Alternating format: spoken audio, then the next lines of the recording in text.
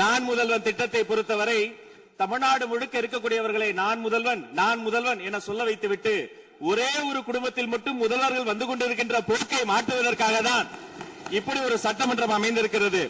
இன்று தூய்மை தேவதைகளை பார்க்கிற திரு ஸ்டாலின் அவர்கள் அன்னைக்கு ஏன் சார் பார்க்கல? ரிப்பன் மாளிகைக்கு அட்ரஸ் தெரியலையா? எப்படி போக வேண்டும் என்ற பாதை தெரியவில்லையா?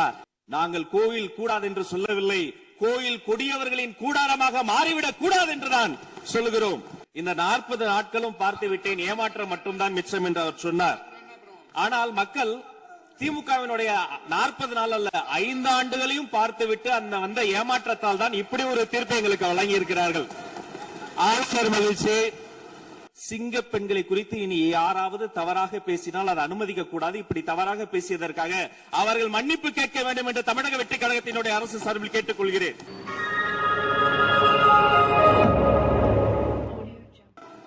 மாண்புமிகு பள்ளி கல்வித்துறை அமைச்சர் பேசுங்க.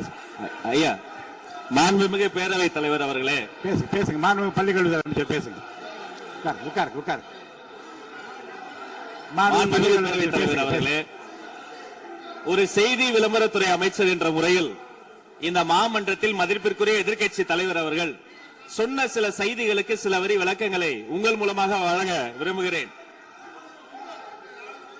தன்னுடைய பேச்சிலே மாண்புமிகு எதிர்க்கட்சி தலைவர் அவர்கள் சில விளக்கங்களை ஆக்கப்பூர்வமாக ஆதாரத்தோடு கூறியிருந்தால் அதை குறிப்பெடுத்து அதன்படி இந்த தமிழ்நாடு அரசு தன்னுடைய திசைவழி போக்கை சரியான முறையில் செலுத்திக் கொள்ள தயாராக தான் இருக்கிறது.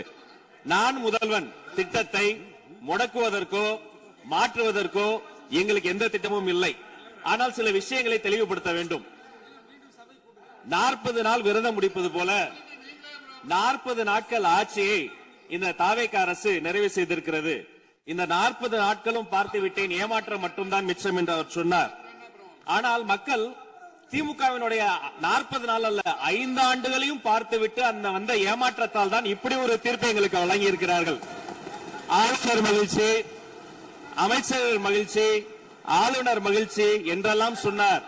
இந்த அரசில் தமிழ்நாடு மக்கள் மகிழ்ச்சியாக இருக்கிறார்கள் என்பதை தான் இன்றைய சட்டமன்றத்தினுடைய போக்கு காட்டுகிறது. நான் முதல்வன் திட்டத்தை பொறுத்தவரை தமிழ்நாடு முழுக்க இருக்கக்கூடியவர்களை நான் முதல்வன் என சொல்ல வைத்துவிட்டு ஒரே ஒரு குடும்பத்தில் மட்டும் முதல்வர்கள் வந்து கொண்டிருக்கின்ற போக்கை மாற்றுவதற்காக தான் இப்படி ஒரு சட்டமன்றம் அமைந்திருக்கிறது. தமிழ்நாடு வரலாற்றில் முதல் முறை முதலமைச்சர் மட்டுமல்ல, மாண்புமிகு சி ஜோசப் விஜய் அவர்கள் முதல் முறையிலேயே முதலமைச்சராக இருக்கிறார். அவருக்கு பிறந்தநாள் வாழ்த்துக்களையும் சொல்லிக் கொண்டு நிதி ஆயோக் கூட்டத்தில் மாண்புமிகு முதல்வர் சொன்னதெல்லாம் 40 நாட்கள் நீங்கள் செய்திருக்க முடியாது, அது திமுக தான் காரணம் என்று சொன்னார்கள். நானும் அதை தான் சொல்கிறேன். இன்று அவர் சொன்ன சட்டம் ஒழுங்கு, போதை பொருள் எல்லா பிரச்சனைக்கும் 5 ஆண்டு காலமாக அவர்கள் செய்த திமுக ஆட்சிதான் காரணமாக இருக்க முடியும் என்பதையும் சுட்டிக்காட்டிக் கொள்கிறேன்.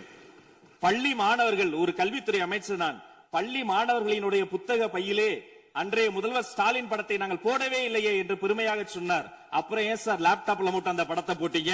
நீங்க லேப்டாப்பில் போட்ட படத்தை எங்கள் மாணவர்கள் திண்ணர் வைத்து அழித்து விட்ட காட்சிகளும் சமூக வலைதளத்தில் பார்த்துக் கொண்டுதான் இருக்கிறோம். ஒரு வரியில் சொல்லுகிறேன், கோயில் பிரச்சனையை முத்தமிழறிஞர் டாக்டர் கலைஞரினுடைய வசனத்தையே சொல்கிறேன். நாங்கள் கோயில் கூடாது என்று சொல்லவில்லை, கோயில் கொடியவர்களின் கூடாரமாக மாறிவிடக் கூடாது என்றுதான் சொல்லுகிறோம். தூய்மை தொழிலாளர்களை இன்றே பார்த்து விட்டதாக முன்னாள் முதல்வர் பார்த்து விட்டதாக சொல்கிறார்கள். எங்கள் கேள்வியே அதுதான். 10 நாட்கள் ஒரு வாய் சாப்பிடாமல் உண்ணானும் இருந்த போது நானும் எனது சகோதரர்கள் அண்ணன் ஆனந்தும் ஆதவும் போய் பார்த்தோமே. இன்று தூய்மை தேவதைகளை பார்க்கிற திரு ஸ்டாலின் அவர்கள் அன்னைக்கு ஏன் சார் பார்க்கல?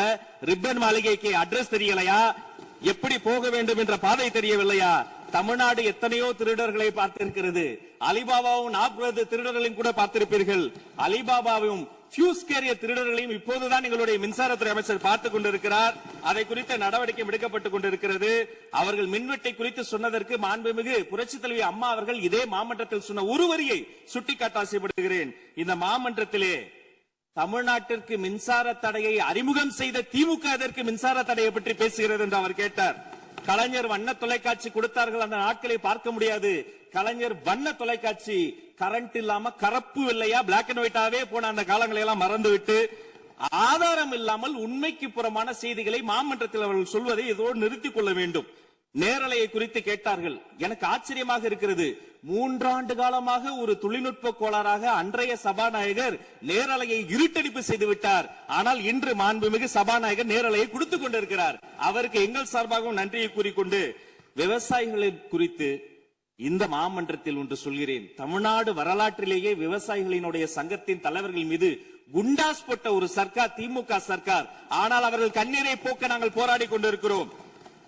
அரசு பள்ளிகளில் எந்த கட்சிக்காரர்களும், அது தாவேக்காரர்களாக இருந்தாலும் சரி, பள்ளி மாணவர்களை தொந்தரவு செய்யாதீர்கள் என்று சொன்னதோடு மட்டுமல்ல, பெருமையோடு சொல்கிறேன், எங்கள் கட்சியினுடைய ஒன்றிய செயலாளர் அரசு பள்ளியில் சென்று ரிலீஸ் எடுத்ததற்காக நேற்றைய தினம் கட்சியை விட்டு நீக்கியிருக்கிறார் என்னுடைய பொதுச் செயலாளர். சட்டம் ஒழுங்கு பிரச்சனையை பற்றி பேசுகிறவர்களுக்கு அண்ணா பல்கலைக்கழகம் நினைவுக்கு வரவில்லையா? அண்ணா நகரில் பெத்த பிள்ளைக்கு கொடுமை நடந்ததற்கு கம்ப்ளைண்ட் கொடுக்க வந்த அப்பா அம்மா மீதை அடித்து துன்புறுத்தியது நினைவுக்கு வரவில்லையா? யார் அந்த மேலிடம் என்று கேட்பவர்களுக்கு யார் அந்த சார் என்பது நினைவுக்கு வரவில்லையா என்பதை உங்கள் மூலமாக நான் கேட்டுக்கொள்கிறேன். இடையில் ஆங்கிலத்தில் ஒரு விஷயம் சொன்னார், to remain silent. I want to quote Walter. I may not agree with what you are saying, but I am ready to give my life to defend your right to say it. எதிர்க்கட்சிகளினுடைய கருத்துகளையும் அரவணைக்கக்கூடிய மாமனிதர் இந்த மன்றத்தில் முதல்வராக உட்கார்ந்து கொண்டிருக்கிறார். ஆக்கப்பூர்வமான விமர்சனங்களை சொல்வீர்கள் என்று பார்த்தால் திரும்ப திரும்ப அரசியல் விமர்சனங்களை மட்டுமே சொல்லிக் கொண்டிருக்கிறீர்கள். இந்த சோஃபா கதையை என்னைக்கு விட போகிறார்கள்? எங்கள் தலைவர் சினிமாவை விட்டாலும் அவர்கள் அட்லி என்கிறார்கள், புஷ்பா என்கிறார்கள், ஜுராசிக் பார்க் என்பார்கள் போல் இருக்கிறது. நான் ஒன்று சொல்லிக் கொள்கிறேன், அந்த சோஃபா அவர்கள் வாங்கியது, அவர்களினுடைய வசதி கருத்து வாங்கியது. மதிப்பிற்குரிய அண்ணன்களை நீங்கள் சிறுமைப்படுத்தக் கூடாது. ஆனால் ஒன்று உறுதி, எந்த காரணம் கொண்டும் பார்க்க வருகிற கூட்டணி தலைவர்களுக்கு மட்டும் பிளாஸ்டிக் சேர் போட்டதை போல சிறுமைப்படுத்தக்கூடிய கட்சி தமிழக வெற்றி கழகம் இல்லை என்பதையும் நேரத்தில் நான் தெரிவித்துக் கொள்கிறேன். சிங்க பெண்களை குறித்து அன்றே விழிவாக தெளிவாக அழகாக நான் கூறிவிட்டேன். சிங்க பெண்கள் இந்த நாட்டினுடைய தமிழ்நாடு அரசினுடைய பொக்கிஷம். அவர்களை குறித்து மீண்டும் மீண்டும் இப்படி சிறுமைப்படுத்தி பேசியதற்காக மாண்புமிகு பேரவைத் தலைவர்கள் அதை கண்டிக்க வேண்டும்.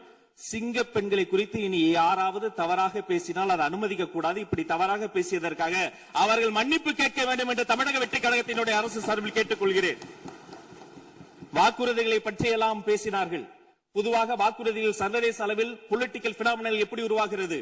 ஒரு பிரச்சனை, அந்த பிரச்சனைக்கான ஒரு சொல்யூஷன்ஸ், அதை எந்த பொலிட்டிக்கல் இன்டர்ஃபரன்ஸ் இல்லாமல் செயல்படுத்தக்கூடிய ஒரு செயல்முறை, பின்பு வரக்கூடிய அந்த வெற்றியை ரோடு போடுவோம் என்று சொல்லி ரோடு போட்டதை காண்பித்து எக்ஸிபிட் செய்து அவர்கள் முன்னோக்கி செல்வார்கள்.